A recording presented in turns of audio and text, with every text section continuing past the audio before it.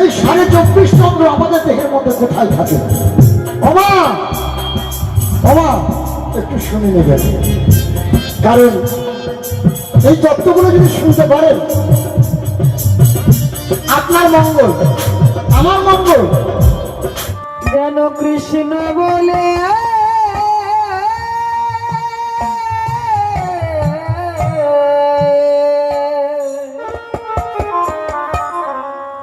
কাঁদিতে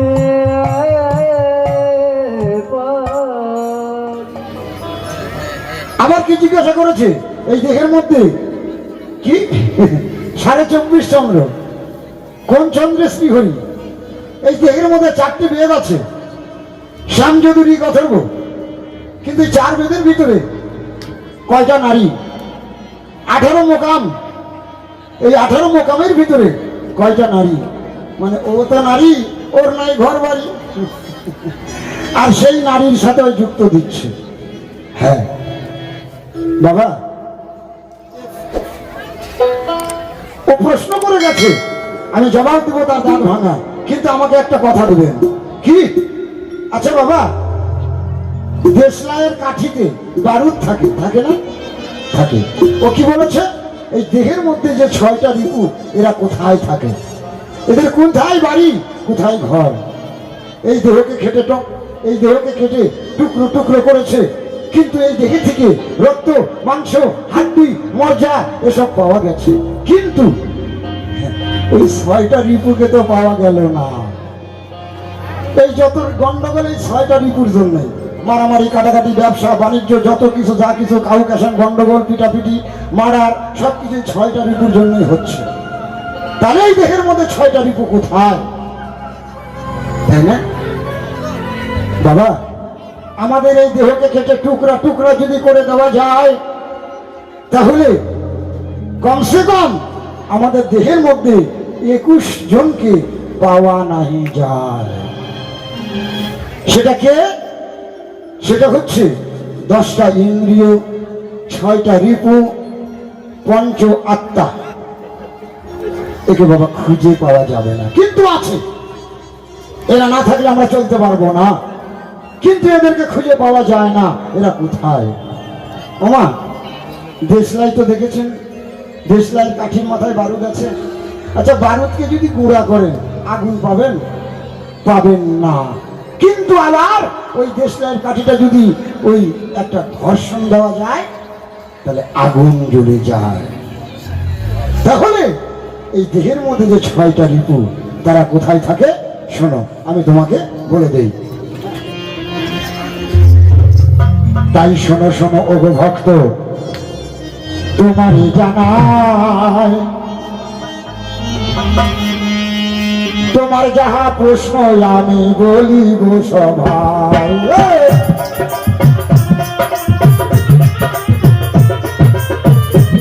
এই দেহের মধ্যে 6টা রিপু, 10টা ইন্দ্রিয় গো,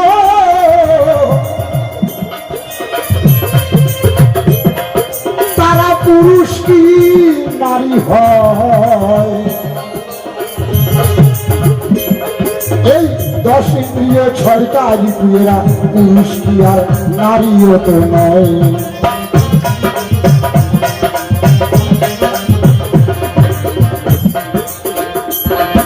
আমাদের দেহের মধ্যে 6টা রিপু, 10টা ইন্দ্রিয়, এরা পুরুষও না, এরা নারীও না। হ্যাঁ ভাই, নারীর দেহে নারীর মতন, পুরুষের দেহে পুরুষময়। রিপু আর ইন্দ্রিয় তারা লিঙ্গ বাচক নয়।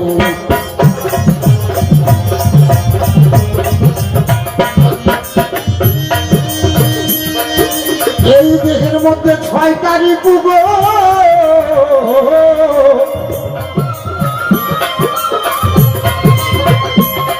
তারা নারীর দেহে নারীর মতন, আর পুরুষের দেহে পুরুষময়। রিপু আর ইন্দ্রিয় তারা লিঙ্গ বাচক নয়।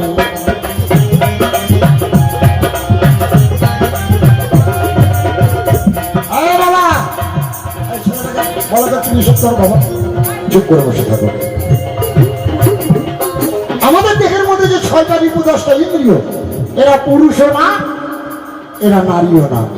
হ্যাঁ, এরা নারীর দেহে নারীর মতো নারীর স্বভাব, আর পুরুষের দেহে পুরুষের স্বভাব। হ্যাঁ, কিন্তু এদেরকে বোঝা যায়, ধরা যায় কেমন করে? যেমন এই যে হাওয়া হচ্ছে, হাওয়া গায়ে লাগলে কি বোঝা যায় যে হাওয়া হচ্ছে? কিন্তু চোখে দেখা যাবে কি বলে? দেখা যাবে না। তাহলে আমাদের দেহের মধ্যে যে 6টা রিপু আছে, এই 6টা রিপু তারা কিন্তু কর্মের মধ্যে ফুটে ওঠে। যেমন আমি পুরুষ, আমার মধ্যে কাম আছে, আমার মধ্যে যেমন কাম আছে, নারী ওর মধ্যে কাম আছে, আছে না বাবা? তাহলে ওর কামের ভাবটা ওর কাছে, আর আমার কামের ভাবটা আমার কাছে, বুঝলেন? একটা নারীর যেমন রাগ আছে, অর্থাৎ ক্রোধ আছে না? কোমরে কাপড় কাঁচায় নিয়ে খন্তি নিয়ে একেবারে লাগে গেল, কি লাগে না? তাহলে একটা পুরুষের যেমন রাগ আছে, একটা নারীরও তেমন রাগ আছে। একটা পুরুষের যেমন কাম আছে, নারীরও কাম আছে। যেমন আপনি এখানে চুপ করে বসে আছেন, কিন্তু আপনার ভিতরে রাগ আছে, আমি কি করে বুঝবো? কিন্তু যার উপরে রাগ আছে তাকে সামনে যখনই পেলেন, এক থাপ্পড় মারি দিলেন, তখনই বোঝা গেল যে আপনার রাগ আছে ওর উপর। এই তো, তাহলে কর্মের উপরে ফুটে ওঠে এই রিপু আর ইন্দ্রিয়ের স্বভাব। তাই এরা নারীও না, এরা পুরুষও না। পুরুষের দেহে পুরুষের মতন, আর নারীর দেহে নারীর মতন। প্রথম কথার জবাব দিলাম আসলে তোমায়, দ্বিতীয় প্রশ্নের জবাবের উত্তর রেখে যাই।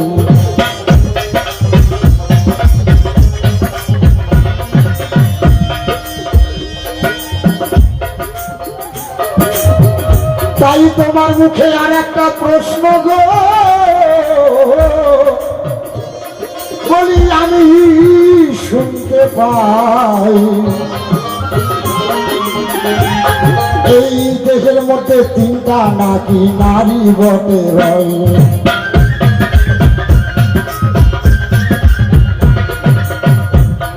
এই 3 নারীর 14 স্বামী কেমন করে হয়? এই কথাটার জবাব দিব শোনো মহাশয়।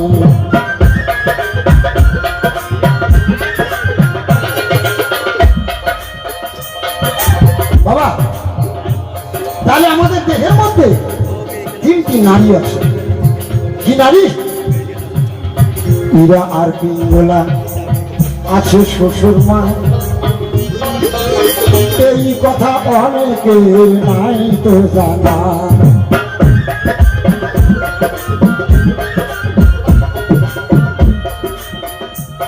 আমাদের দেহের মধ্যে 72,000 নারী।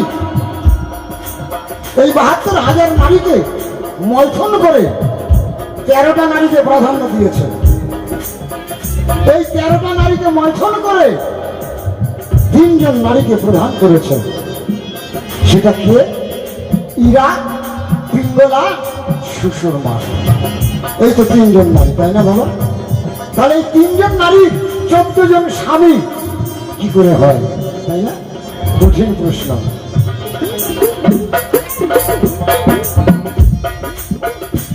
আমাদের এই দেহ, আমাদের এই মানব দেহ গো,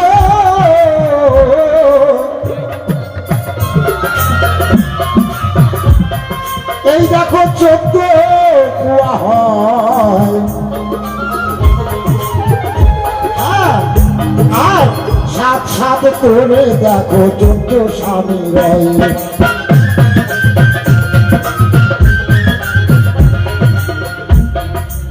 সপ্ত স্বর্গ, সপ্ত পাতাল আমাদের দেহের মধ্যে। সপ্ত স্বর্গ কোথায়? এই নাভিমূলের উপর থেকে হচ্ছে সপ্ত স্বর্গ, আর এই নাভি মূলের নিচে থেকে হচ্ছে সপ্ত পাতাল, যার জন্য দেখবেন অনেকে কণ্ঠ পর্যন্ত মালা পরে না, আবার কেউ কেউ বুক পর্যন্ত মালা পরে, আবার কেউ কেউ নাভি পর্যন্ত মালা পরে। কেন? যারা কণ্ঠ পর্যন্ত মালা পরে তারা কৃষ্ণ সত্তাকে কণ্ঠ পর্যন্ত নাড়াচাড়া করে,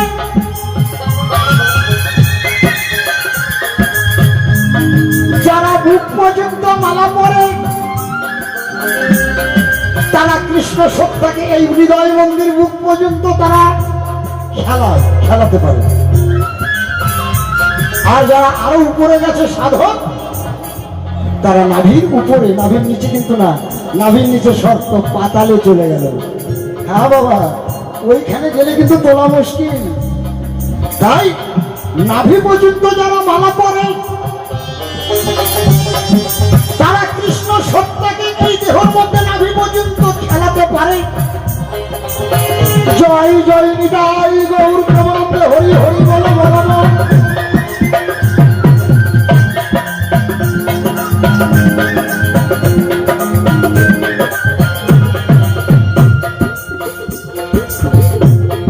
তাই শোনো শোনো গো ভক্ত গো,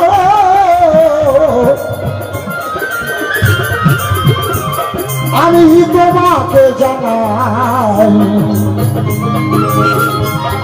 এই তিনজন নারী 14 জন স্বামী তারাই বটে হয়।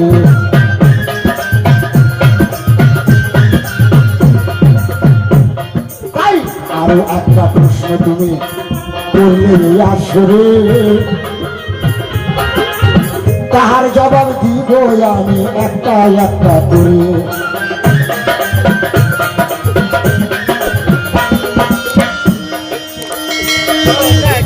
এই দেহের মধ্যে আছে 18টি মোকাম। 18 মোকামের মধ্যে কয়টা নারীর দাম?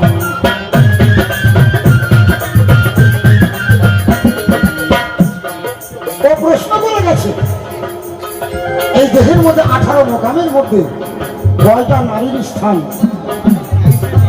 তাই দুর্গা মহন্ত তুমি ভালো করে শুনে নাও, আমাদের এই দেহের মধ্যে 18 মোকাম, এই 18 মোকামের মধ্যে 4 জন নারী রয়। এই কথা আমি কিন্তু বলিলাম তোমায়।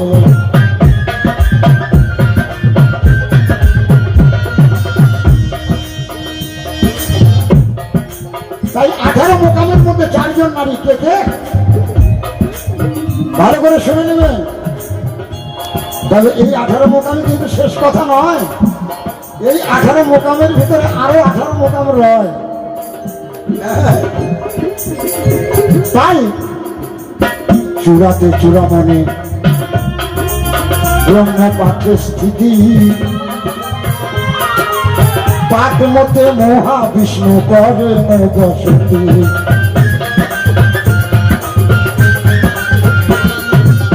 তাই চক্ষু মধ্যে আছে কালা চাঁদ গো,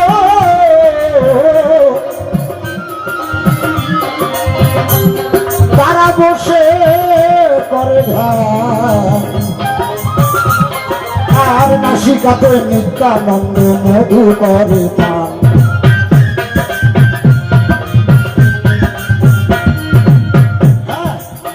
কর্ণিতে চৈতন্য গোসাই গুরু সাবধান, মুখেতে ভদ্রাক্ষ বসে 32 যোগান।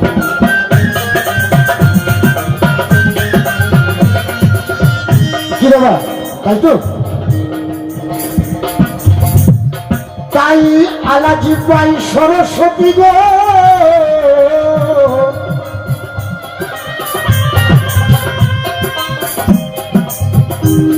তাই জিহ্বাতে নারদ মণি গো,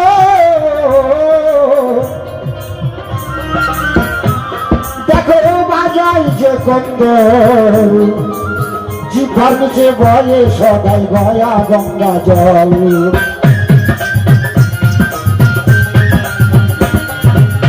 আলা জিভাই সরস্বতী, আলা জিভাই সরস্বতী,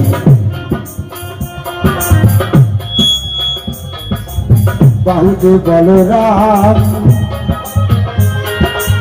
কণ্ঠ দেশে শ্রীকানায় আমি তোমাকে বললাম।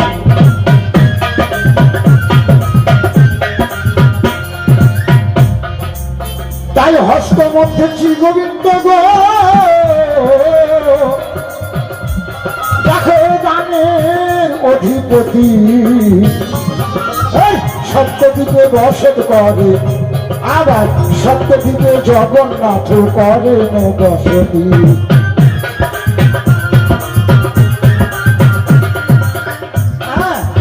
নাভি মূলে ব্রহ্মা সদা বসে করে মিলা,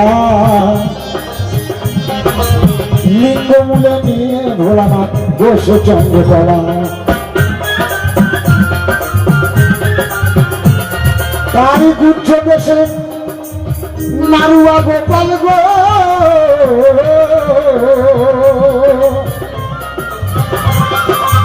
বড়ই রসাল, কামিনীর সঙ্গে তৈরি করিছে পেতাল।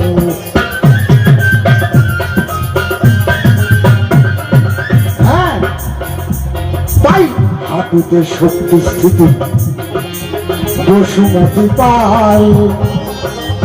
18 মোকামের কথা বললাম সাধু ভাই, তাই এই 18 মোকামের কথা গো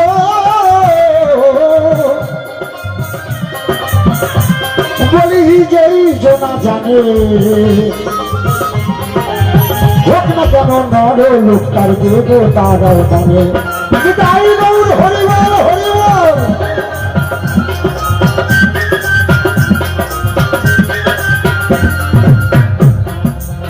তাহলে এই 18 মোকামের কথা তো বাবা ওই তত্ত্বরসামৃত জ্ঞানমঞ্জুরির একখানা গ্রন্থ পড়লেই বোঝা যাবে, কিন্তু এই 18 মোকামের শেষ কথা নয়।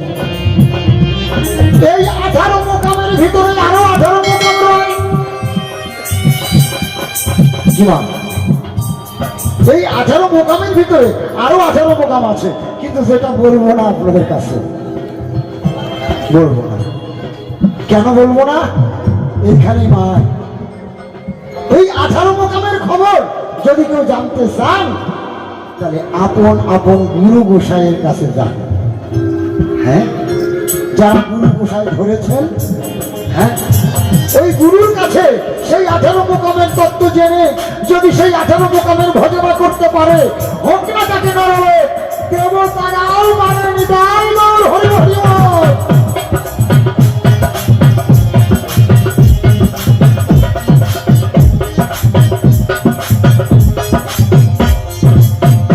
তাহলে তোমার যাহা জিজ্ঞাসা ছিল আমি বললাম সমাধান, আরো কিন্তু প্রশ্ন বাকি আসে যে একটা।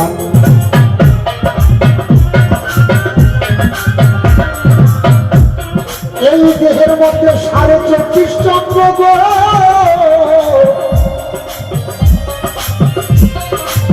কোথায় বলে থাকে? এই কথা বলবো আমি আপনাদেরও বাকি।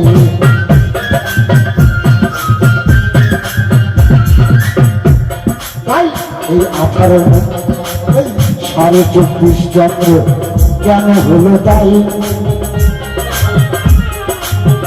12টা জাত দিয়ে 25 আর 24 হলো না, আমায় প্রশ্ন করে যায়।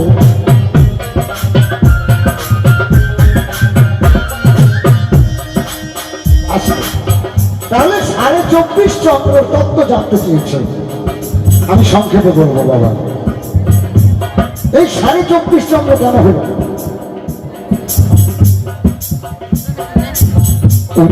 উত্তম পঞ্চায়েত মহাশয় 200 টাকা করিয়াছে দান,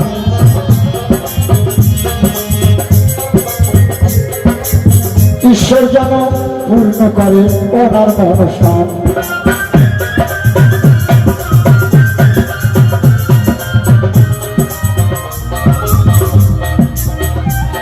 তাহলে এই 24.5 চন্দ্র আমাদের দেহের মধ্যে কোথায় থাকে? ওমা ওমা একটু শুনে নেবেন, কারণ এই তত্ত্বগুলো যদি শুনতে পারেন আপনার মঙ্গল, আমার মঙ্গল, এই নগরবাসীর মঙ্গল, গোটা ফুলবাড়ির মঙ্গল, গোটা শিলিগুড়ির মঙ্গল। একটু শুনবেন, এই দেহের মধ্যে 24.5 চন্দ্র কোথায় বসে হয়, এই কথা আমি বলবো শোনেন মহাশয়।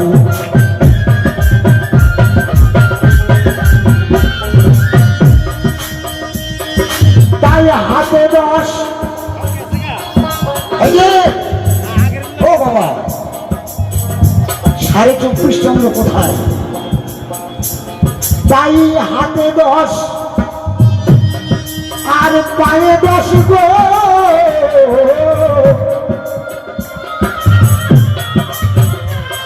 এই যে 20 প্রকার হয়, আরো সার কথা বলবো যে নিশ্চয়।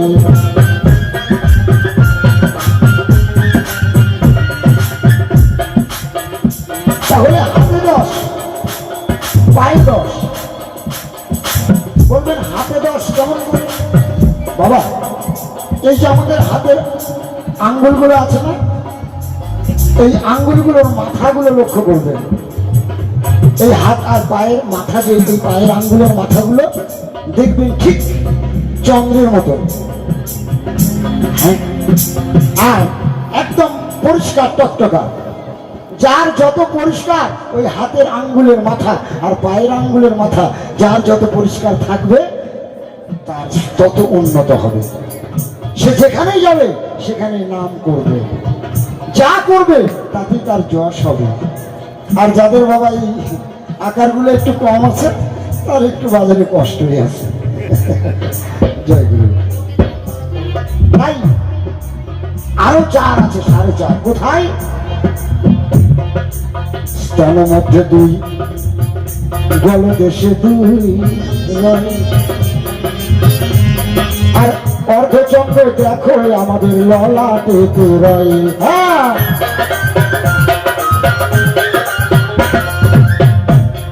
তাই এই অর্ধচন্দ্রই আমাদের প্রতিটা জীবের গো,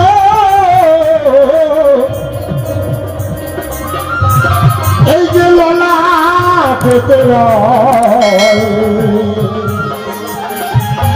আর সেই অর্ধচন্দ্রের মধ্যে শ্রীহরি বাস করে। আর বলিলাম তোমায়, হ্যাঁ,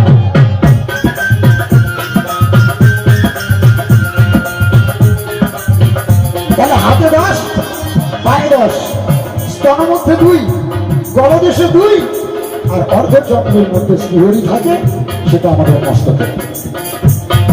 হ্যাঁ, কিন্তু বাবা এই যে অর্ধচন্দ্র, এটাই শেষ কথা নয়। আমাদের দেহের মধ্যে আরো একজন কামচন্দ্র রায়। কামচন্দ্রের জন্য আমাদের দেহে অমাবস্যা আর পূর্ণিমা হয়।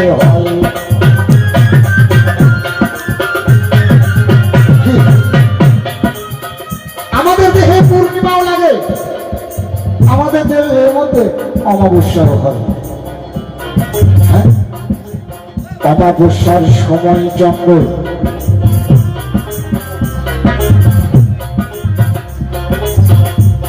তাই এই কামচন্দ্র কোথায় থাকে? অমাবস্যায় চন্দ্র দেখো পদতলে রায়, প্রতি পদের মিথ্যায় আঙ্গুলে কথা মিথ্যা নয়।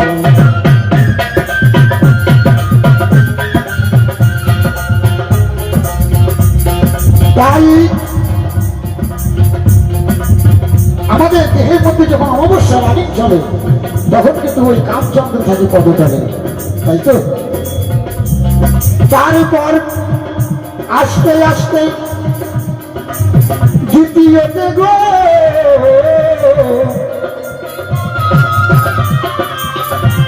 সেই চন্দ্র ওঠে আমাদের পুরীর উপরে। এই কথা বললাম আমি আপনাদের আসরে।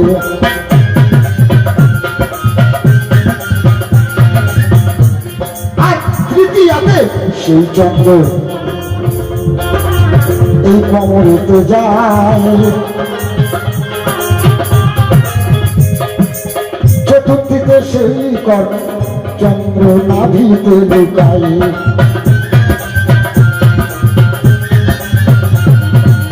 পঞ্চমীতে সেই চন্দ্র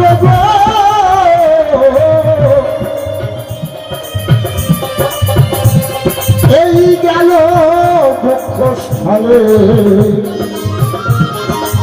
সব আর ষষ্ঠীর দিনে সেই চন্দ্র আবার ওই আবার স্তন মধ্যে গেলে। আর অষ্টমীতে সেই চন্দ্র কণ্ঠেতে লুকায়।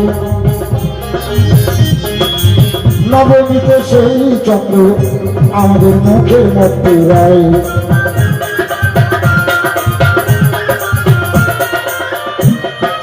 তাই দশমীতে সেই চন্দ্র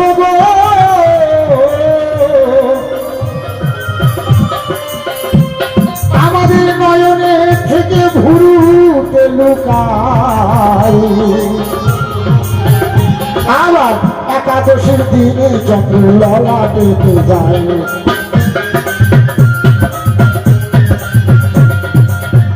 তারপরে সেই চন্দ্র বলি আপনাদের কাছে গো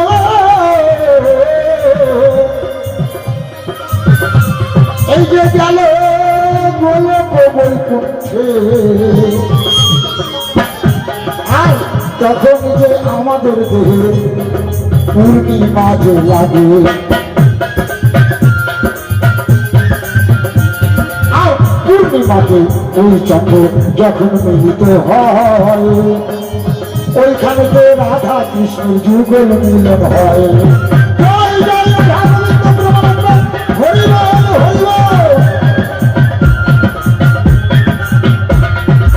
তোমার যাহা জিজ্ঞাসা ছিল আসরের ভিতরে একটা একটা করে প্রশ্ন দিলাম উত্তর ধরে। তাই এই পর্যন্ত আমি খাদ্য রাধা চান্দ্রেশ্বরী।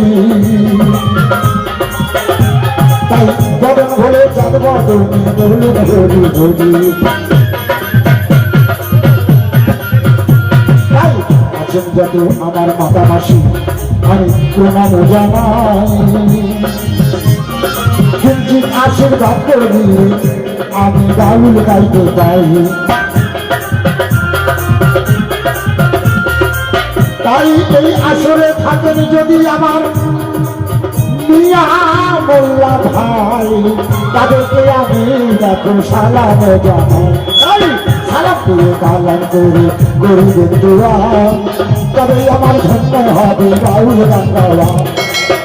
তবে বেশি বলে নাই বলে তো এখান থেকে ভাবে আমি করি সমর্পণ। এরপরে আমার ভক্ত আসরে আসিবে তাহার ভাবের কথা খুলিয়া বলিবে। দেখি সে কোন ভাবে কোন কথা কয় কোন তত্ত্ব নতুন করে উঠাইয়া লয়। এই পর্যন্ত পরীক্ষান্ত আনন্দ লহরী প্রেমানন্দে চাঁদ